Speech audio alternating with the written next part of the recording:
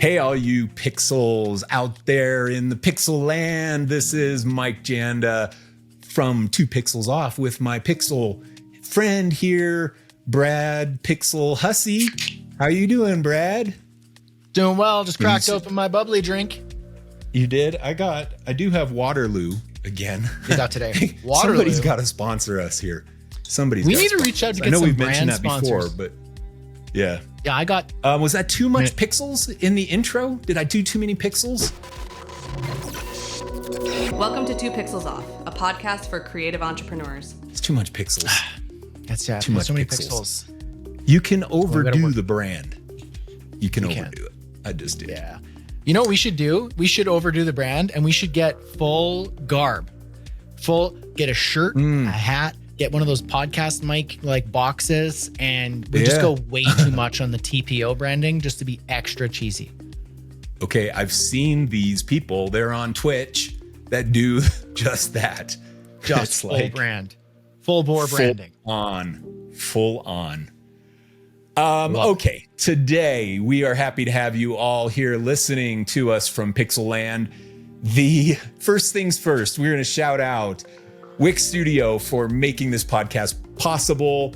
They connected Brad and I a few years ago. Great company, Wix, and great product, Wix Studio, to help you create custom websites with no code necessary. And one of the great things is you can code as much as you want because you can embed custom code all over the place. So it gives you all the flexibility of a fully coded website with the ability also to no code at all. So congratulations, Wix Studio, for creating that awesome product. And today we are going to talk about customer lifetime value. Customer lifetime value. We're kind of on a sales cycle right now in the podcast, but I think it's good because so many creatives out there need help with sales. So that's what we're going to hammer. This is not going to be the last time we're talking about some skewed tangent of sales. And this one today is customer lifetime value. Brad, you want to kick us off with some opening thoughts on this? Mm-hmm. Yeah. So this to me is a matter of playing chess versus what would be like the basic version, maybe checkers. I know checkers, you can go intense in checkers, but it's just checkers. Chess is a game of thinking ahead. And the chess master, if I'm getting this correct, can almost see how the entire game plays out, at least looking 2, 3, 4 steps ahead. If you can't think that far ahead, then you're not going to be able to beat that chess master. So customer lifetime value is like playing chess as a chess master. And you can do this today. It takes a bit of practice. But if you're the person, if you're let's call it the web designer who has a lead come on your doorstep, or you get them on a call and they say they need help building out their website and they got a budget of $2,500. You might go, I don't accept projects that are so small. I only take a minimum of $10,000 projects. You might be playing checkers, even though you think you're playing big money and you've got like a reputation and you're kind of a higher level. You might have just passed up on a client that could be worth thousands, tens of thousands, potentially millions over the course of the lifetime of that customer, all because you said no to the little measly $2,500 project. What say you? Can I give you an example? Michael? I want to give you some please. Examples, some tangible examples. I have these from my agency. So my first project with ABC Family in 2002 was $3,000. $3,000. By 2007, that client had generated over $1 million in revenue. So within the next 5 years, they were at least $200,000 a year for 5 years. And we had a $26,000 a month retainer with that client. It started with a $2,000 project. Our first project for Google, I want to say, was like a $6,000 project or something like that. And they were $1 million a year client for us in the kind of early 2010s. So another example of that. And if I would have had a project minimum, my agency was doing millions of dollars of revenue. I could when we started doing work for Google, I could easily have said, we don't touch anything under 20 grand or under 10 grand, because most of our projects were big like that. But if I would have said that, I'd never would have had the $6,000 project, which ended up being the precursor to $1 million a year client that we had over the coming years. And that's big scale version of what we're talking about. It's the same for you. You might have a client that wants you to do some small thing for $500. And you look at it and say, okay, this is just the entry project. I'm going to say yes to them because I'm going to vet each opportunity individually. I'm not just going to have a blanket. I only do work over $5,000. Not a blanket statement like that. It's detrimental to your business. Take each opportunity and analyze it, qualify the client, the project, and the price, and then decide if you're going to take it or not, because you're paying attention to the potential in the future, not just the one project. You're playing chess. See? Yeah. You might say, exactly. Let me ask you a question, because while I'm a data guy. And so when you said chess, you're thinking ahead. I thought, how far ahead do the grand masters of chess think? How many moves ahead? And Brad, I'm going to give you a quiz on this. Okay, you ready? Okay. There are 3 options that I've seen in my quick testing. Okay. The grandmasters at chess, they think 25 to 30 moves ahead, 15 to 20 moves ahead, 10 to 15 moves ahead, or just a few moves ahead. 4 options. 25 to 30, 15 to 20. Hey, I got balloons coming. Do you see this? Balloons coming up. Somehow I made the freaking balloons again. Oh, there's more. What are we doing here? Okay, 25, 15 to 20. Can't take you seriously. 10 to 15, or just a few. I'm going with 10 to 15 moves ahead. 10 to 15. Is that your final answer? Final answer. Okay. Most people believe that great players strategize by thinking far into the future, by thinking 10 or 15 moves ahead. That's just not true.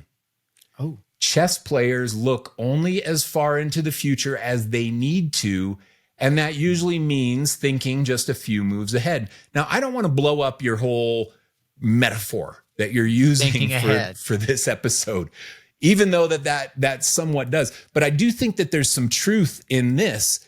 Like, we can't get too far ahead in business in general. Like, we have no idea what's going to happen 3 months, past 3 months. That's my window. Yeah. It's like 3 months. That's as far ahead as you look. And you can take a client, and if you look at it and say, okay, they have $500 budget now. In the next 3 months, is there a potential for a bigger project? Do they have bigger needs? And if yes, then let's do it. Let's take it. Yeah. It is not smart for you to take a client at $500 if maybe 15 years from now, they might have a $5,000 project for you.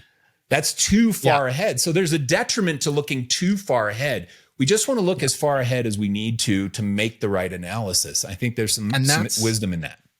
And that's exactly what a chess grandmaster would say, is they're not forecasting the entire game in their head, because that would also be a rookie move. That's being overconfident and not watching the variables as they happen, because the game can change in one move. But if you can at least know the next right step and maybe have a bit of an approximation after that, I think that's what keeps you, as they say, 2 steps ahead. And that's probably all it really is 2 steps ahead. So if you say, I only take on $5,000 projects, you go, wait, that's you playing one move. Client says, hey, we have a website and our budget is $3,000. You go, no, we only take $5,000 projects. It's you playing one move and not looking one more step ahead and saying, wait, does this $3,000 project turn into a $1,000 a month retainer? So now I actually am way past my $5,000 minimum because we have our $3,000 website and a $12,000 annual engagement. I'm way past my $5,000 minimum bar. So heck yeah, I'm taking on that $3,000 project. So long as in our discussion, I try to uncover their intentions, the root of their problem, and if they have room for growth, and if this will likely turn into bigger business within the next 2 quarters. Yeah. That would be the grand master play. Not, this is going to be $1 million project in 5 years from now. No. Yeah. What's move 1? What's move 2? And that'd probably be all you need to do. I think you can do it by looking at the client's business. Now, take my 2 examples that I have. ABC Family, when I did work for them in 2002, I did the first website design mock-ups for the abcfamily.com website. And this was an easy choice for the people because they were my friends at Fox, where I was over the Fox Family website, which got sold to Disney and became ABC Family. And my friends got rolled into Disney, my marketing friends, and they kicked the work to me. I had already designed the ABC or the Fox Family website. They were like, hey, Mike, can you do the ABC Family website? And I was like, yes. So it was easy for me to look at that company and say, okay, are they going to have other needs in the future? And the easy answer was yes, a lot. They didn't even have a website yet. They had all their shows, all their TV shows and TV movies and stuff that were all going to need website destinations. It was so easy and obvious. I could see 1 month, 2 months, 3 months into the future. But with that one, I could actually see 5 years into the future that they were going to have a lot of need. The same thing with Google. Like, it's freaking Google. So they come to us with a $6,000 project for the first project. And it was easy to say, I know that there's agencies out there that are billing Google freaking millions of dollars a year. It's easy, obvious. It's not so obvious when it is the coffee shop that comes to you and says, hey, we need a menu update. We need a new menu for our coffee shop. Can you help us with that? How does a creative look ahead to that, Brad? What's your recommendation?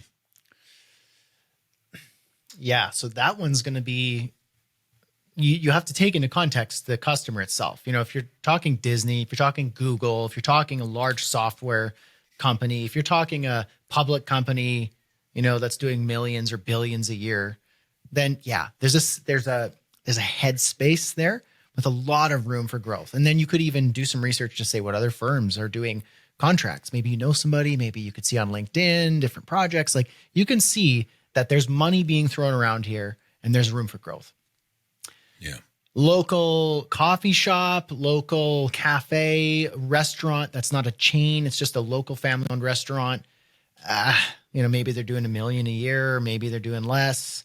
Like, they don't got a lot of ceiling. Now, maybe you can be the one that helps take them into another level, but you're charting into something that you don't know for certain that they've got more money for you.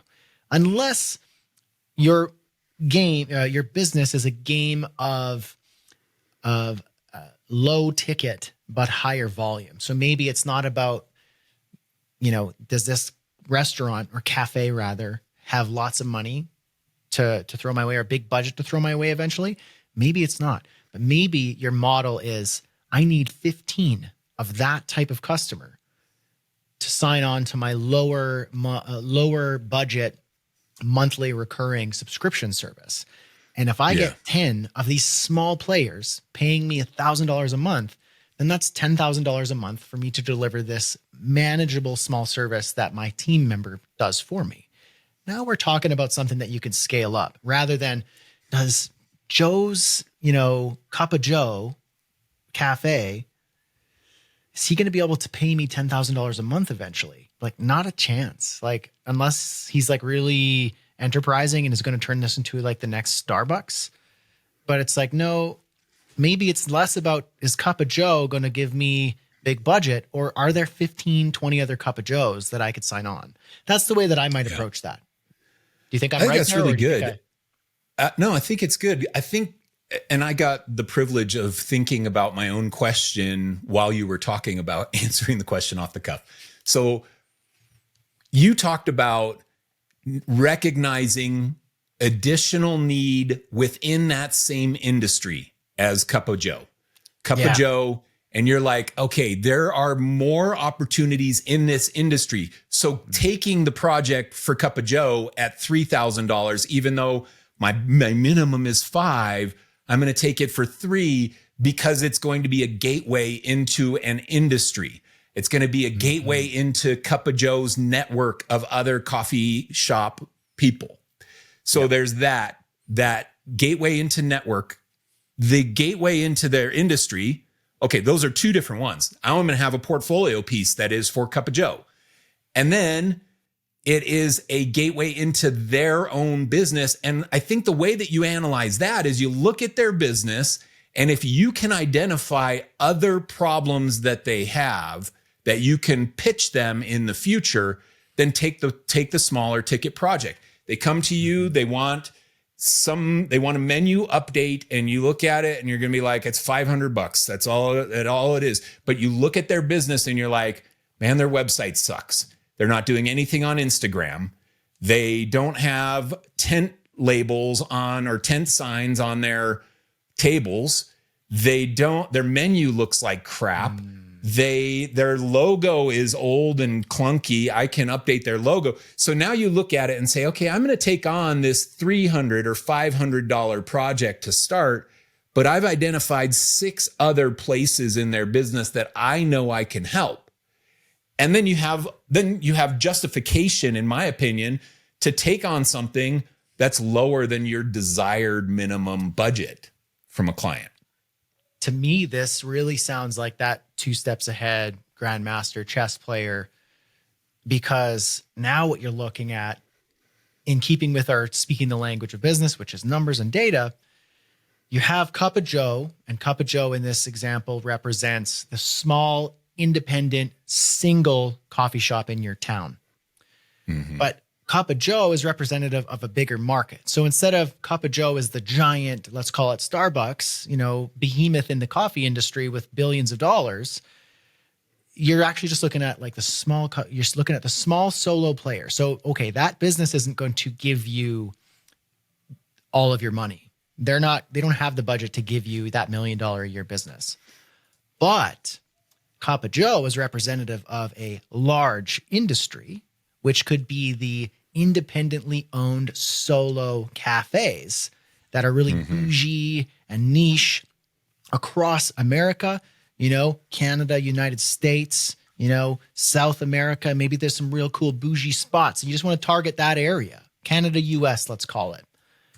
And there's a lot of them. Probably you can even Google and find out what that industry is. And then you can do that exercise to find out of that industry, how much can I capture? There's a couple things I might think. How much can I get from Cup of Joe independently? And maybe it's that, okay, we start with that $2,000 website project. It's one-off. But maybe if I'm playing this right, I can actually have a lifetime value with Cup of Joe of, let's call it $15,000 total.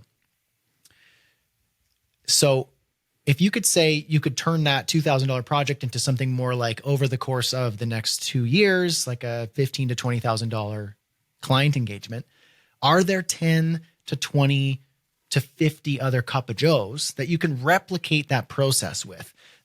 Start with the website, you do branding collateral, you do, their products to their SEO. There's so much you could do here. Can you replicate that process? You want to know how many there are? How many? There are 40,000 coffee shops in the United States. 80% of them are owned by large chains like Starbucks and Dunkin'. So 20% are independently owned, which gives you 8,000 independent coffee shops in the United States alone. And if we go to Canada, you could throw on another 2,000 in Canada based on total population. So you got 10,000 potential coffee shops. I love where you're going with this, by the way. So you say Cup of Joe lifetime value is 15,000, and now I have 10,000 other coffee shops that I can target. Okay, keep going. Okay. So now you can go, that's a viable market. So that's like an exercise to go, there's a market here. And if I can understand Cup of Joe so intimately, exactly what Cup of Joe needs from a branding perspective, a messaging perspective, the daytime and nighttime problems we talked about in our previous episode, if I can intimately understand Cup of Joe, everything about their product line, what are their problems, what do they suffer with daily ins and outs, what conferences do they go to, what do they do to network, how do they figure out, how to get through these manufacturing issues when it comes to ordering their bags to put their beans in, how do they brand their bags so they don't have this stupid ugly paper sticker on it, how do they make it look good, what are all these problems? Intimately understand Cup of Joe so well so that when you master that and you really serve Cup of Joe to the maximum of that, let's say $15,000 lifetime value, you can replicate that process with Cup of Joe anywhere. There's 10,000 of them in Canada, US. You don't need 10,000. You're not going to get 10,000. You just need, I don't know, 5 to 10 a year. Well, let's run the numbers. So if you think you're going to get 15,000 lifetime value out of Cup of Joe, and let's say we spread that over 3 years of time. So 5,000 per year. Perfect. And you get 1% of the 10,000 potential clients.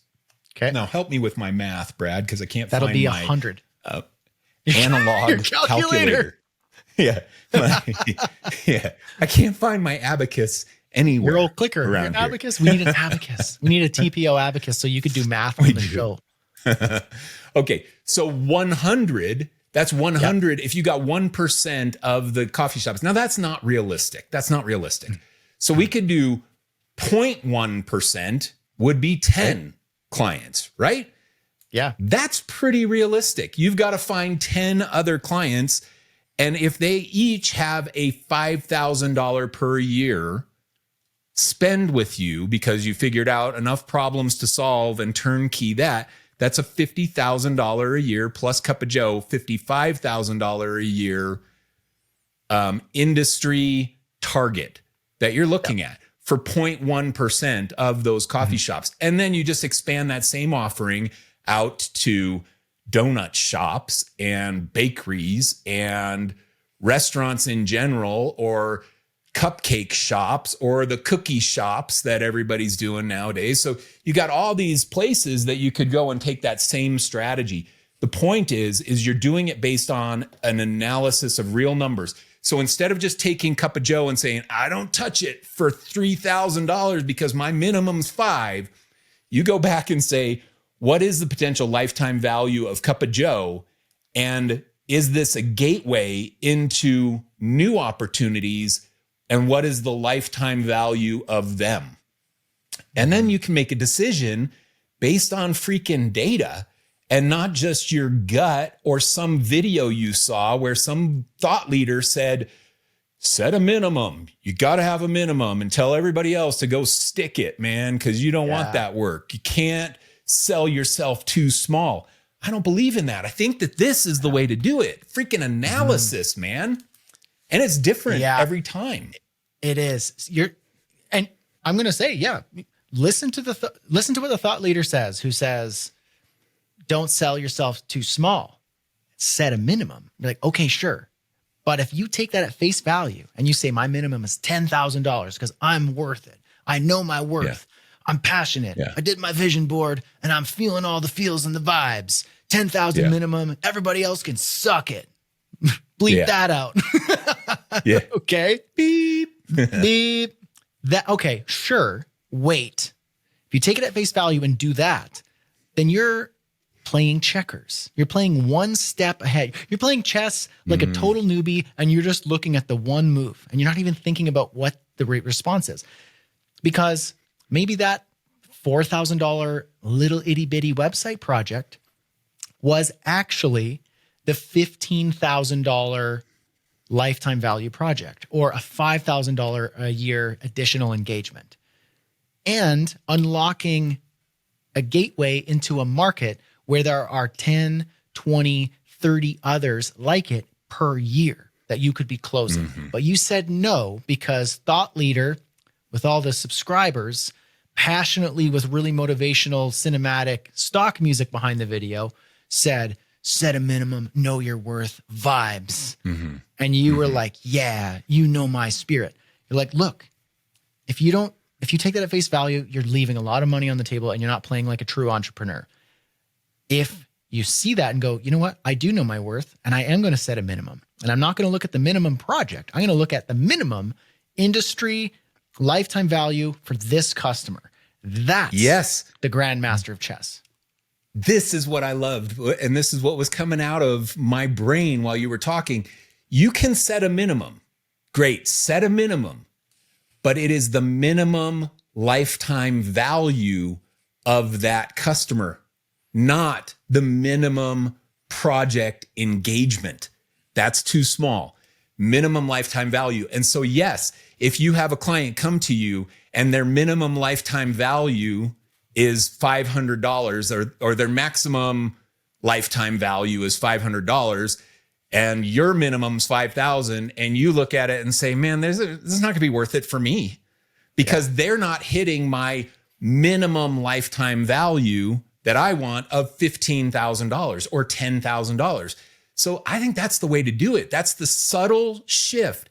Yes, have a minimum, but it's not a minimum price per project. It's a minimum lifetime value per client or a minimum lifetime value for the industry that you're trying to target. Because Cup of Joe was a $500 project, but it is a gateway into an industry that is a $100,000 a year industry for you. Still worth it to do it for Cup of Joe, even though Cup of Joe never had another project for you.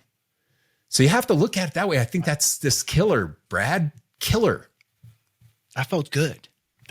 Yeah, it should. That's the minimum. It's not minimum project size. Okay, so here's the other question relating to this before we just beat that horse totally dead. The other question, and this is going to be an obvious answer, is should people be posting on their website minimum project size $5,000? Because people ask you that. They've asked me that. Hey, should I put that on there? Because I don't want to talk to anybody. They're wasting my time. If they call me and they got a $500 project, that's a waste of my time. I don't want to talk to those people. What do you say to those people? Should they stick a price on their website? Minimum project size or prices starting at? If you want to risk looking like you're playing checkers or you're a one move, you're a single move Sam and you're just playing that game, I guess. But also there's an opportunity there for those of you who see your competition, other creative agencies who say minimum price. You go, they're leaving a lot on the table because they won't talk to anybody with budgets less than $25,000. And if I know someone who's willing to spend $5,000 or $10,000, that's actually a gateway into much larger opportunities, way greater than the $25,000 minimum. So if they're turning away all of this market between the, $5,000 to $25,000 budget range initially, they're actually turning away way bigger projects. So let them do that while you scoop that up and you turn that into a customer lifetime value of much greater than that. And that's playing that grandmaster chess.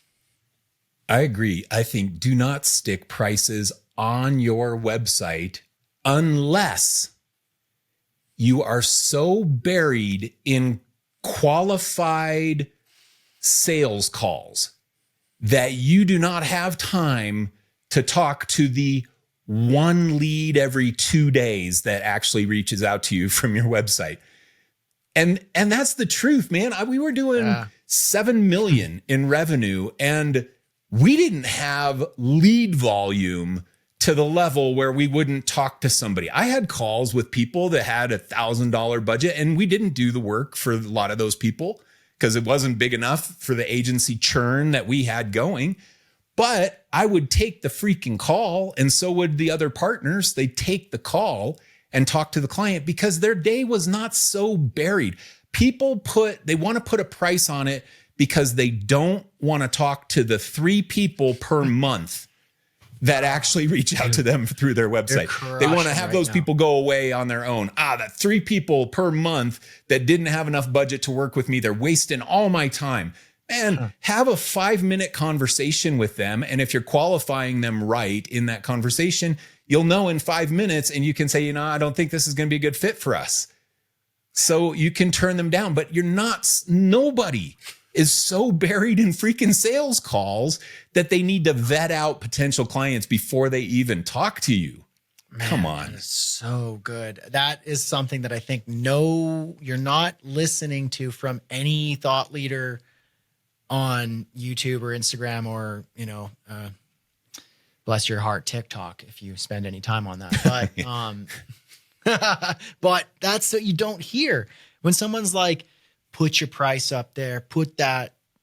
And I'm guilty of it too. I think I've said in a couple of videos in the past, put a minimum up there so that you can filter and screen those calls. Yeah. But that is missing the point of, okay, do that if you are getting just bogged down with sales calls every single day. Yeah. So that might be the first qualifying question. If I'm talking to you and we're doing a coaching call for your creative business and you say, man, Brad, should I be putting a price up on my site? I go, whoa, this sounds serious. How many calls a day are you doing? And you say, none.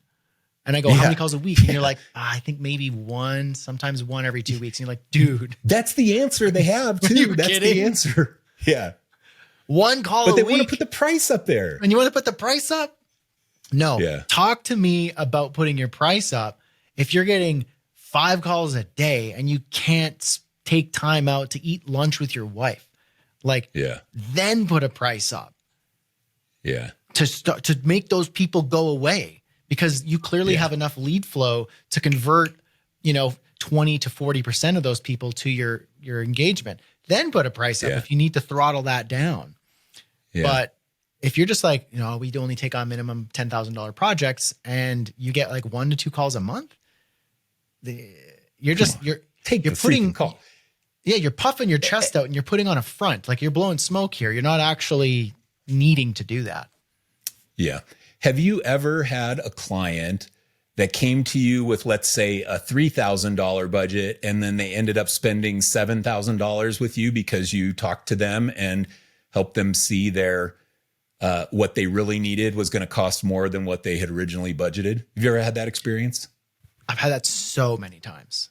Yeah, so many times. So many times. It starts out with a free call. And I can give a couple examples without revealing any, confidentiality in clients. But one was a recent intensive that I did for my email marketing. And I know I'm leaving a lot of money on the table with that service, but I don't need to spend a lot of time on it right now. I don't have the time to focus on it. Yeah. So I throttle it down on purpose. But this client literally booked a free call, sold themselves on the service, just came basically wanting to know when they can start, and then was throwing like all these other things. Like, I also have this offer and I want to do this and I really want to do this. And I go, whoa. Hold on there, Tommy. It's not person's name. I'm just using a fake name. Yeah. Yeah. Hold your horses there, Tom. We're going to do a 1-day intensive. Let's revisit some more after that. And then immediately after booking the intensive, asked permission to book a second one back to back. Booked a second one back to back. On the closing call just recently, Tommy, let's call him, was so excited that he was already throwing more stuff at me. And I said, you do know that like the day's done, right? He said, yes, but just bill me for that. Can you just do that? And so I did that, sent over the invoice. And just before our call here, I was like, I love getting paid because the invoice was just paid like that. I know without a shadow of a doubt that Tommy is going to come back booking more intensives and probably going to be asking for something more than just intensives. Can we do something bigger here? And that can inevitably turn into a bigger engagement. And Tommy and who Tommy represents, his network is going to be coming down the line saying, I love what you did. Tommy's has been singing your praises. I need some of what you gave Tommy. And then I'm prepped to put that in place. And maybe it's bigger engagements than one day intensives. So that to me was a little itty bitty call that turned into a $2,500 engagement that turned into a double back-to-back $2,500 engagement, plus some extra invoicing, plus more business down the line because Tommy's doing well in his business and I want to help him succeed more. And I'm enabling that. So that's just going to be more. So that's that itty bitty project that actually turns into something much bigger. That's one example. Yeah. Another one is a little one-off project that came out of nowhere, out of an inbox, the email that I ignored for a while, turned into a little small engagement for a couple $1,000 and turned into a much larger engagement that if I would have said no, because it was just this like annoying little one-off thing that probably didn't matter, I would be leaving a lot on the table, not only in terms of revenue, but opportunity, network, and a lot more. So be careful with knowing your worth and setting your minimum, because you, my friend, are playing rookie chess, not looking ahead, when you should actually be much more cautious and think a couple steps ahead, understand the market, understand the opportunity, and don't set your minimum based on projects. Set your minimum based on the industry or the market itself and the lifetime value of that customer, the potential lifetime value of that customer. And if you know that, you can confidently say yes to the itty bitty little project, because all that is a gateway or a tripwire into a lucrative relationship. I've got a word for it, Brad. And that was a great summary of this conversation, but I got a word for it. It is, you're going to analyze the opportunity lifetime value. The opportunity lifetime value. It's not the project size. It's not the client lifetime value. It's the opportunity lifetime value. And that opportunity could take into consideration the client's lifetime value, the industry's lifetime value, the network that that client has that could open up other doors for you, that lifetime value of that. It could be the service that you're going to add to your business because you say yes to this small project, but it makes you do email marketing that you don't offer now. And now you're going to offer a new service to other customers. What's the opportunity lifetime value of that new service? There's so many ways that you can look at this. You have to look at it though. And if you put on your website, my project minimum is this, you're thinking small, you're not analyzing your actual business opportunities, and you're inevitably leaving money on the table. And you know who's taking up those projects? The people who don't have a price on their website and they have a phone call with the person, and you said you have a minimum of $5,000 projects, and then they say, I have $3,000 to the next person, and that person sells them into $7,000, but that client never talked to you because you had the price, and you could have had a $7,000 client out of it if you would have taken one freaking phone call. That, no offense to you listening, but you're dodging it. You're dodging the phone call. That's why you really want to put the price on your website. It's not because you're so buried in unqualified leads. That's not why. It's because you want to avoid sales conversations, and you should not. And even the ones that you don't win, you're getting experience talking about sales and your pricing and your services and understanding the nighttime problems of clients. It's all practice. So even that low budget client that you have a qualification call with once a week because they came in off your website, it's still giving you experience that will benefit you in future calls. So look at it as, oh, this is a practice call. Hang up with them. Oh yeah, they weren't qualified. That's not a good opportunity, but that was a good practice call. Feel a little more confident talking about my numbers now. Felt good to tell them that I can't do this for under $5,000. And they say, well, I only have 2. And you say, if you can get up to 5, we'll do it. And that felt good. So you're going to get some good value out of having those calls. Don't hide from the freaking calls by sticking a price on your website. Come on, people. Okay. Yeah. I could talk about that a lot. Maybe we'll save that for another call, but talking about calls and sales calls. Yeah. That could be another can of worms here, because I don't want to open up a secondary part 2 in this episode. We'll save that for a future one. Yeah. The caveat, like I said, and this is all just part of your toolbox. The caveat is if you really are buried in sales calls, or you really don't need the projects, or you really have tons of revenue from your core 3 clients, and anybody else is going to have to pay a premium to work with you, and you don't want to take on more clients unless they have at least some money to spend, then yeah, stick your price on all day long. If you're buried in your business, you got enough cash flow and business, and you're buried and you genuinely don't care if somebody goes away because they saw a minimum price on your site, then yeah, I'm all for that. But that is not the case in most people's business. In most people's business, they're happy to get more work than what they have. And putting price on is like a gate that doesn't ever open to give you the conversation that could lead to bigger things. Okay. Yep. This was fun. Thank you. That was a fun, interesting episode that I wish I would have had. A lot of what we talk about, I wish I would have understood a couple decades ago, but had to learn it over time. But I really feel strongly about this one. Opportunity, lifetime value. I think that's the way to phrase it. And for all you pixels out there listening, thank you for listening. Consider these things as you're marketing your business, talking with clients, analyzing your sales. Consider these things, and they will lead you to brighter pixels in the future. No dead pixels. No dead pixels around here. Thanks so much for listening, and shout out to Wix Studio for bringing this podcast together and making this possible. And Brad, we will see you next episode on 2 Pixels Off.